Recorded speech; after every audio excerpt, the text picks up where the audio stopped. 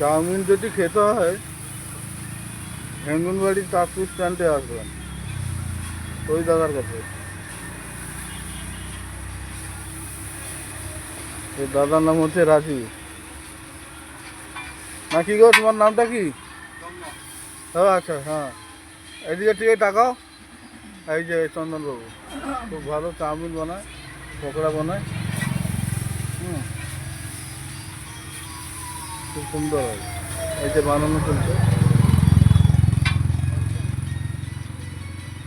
চন্দন খুব ভালোভাবে বানায়, পরিষ্কার পরিচ্ছন্ন।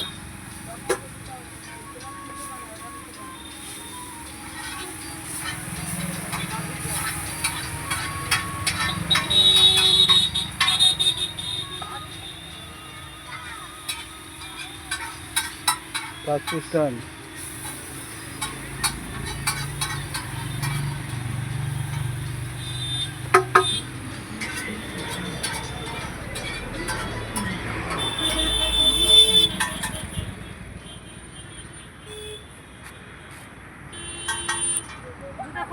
কিসের জন্য খোলা?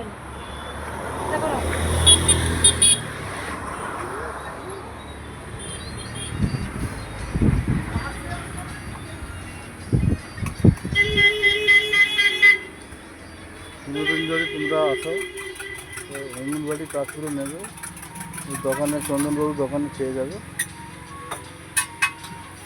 আমরা খাই। ঠিক আছে, ভিডিওটা যদি ভালো লাগে একটু লাইক শেয়ার কমেন্ট করবেন। ঠিক আছে,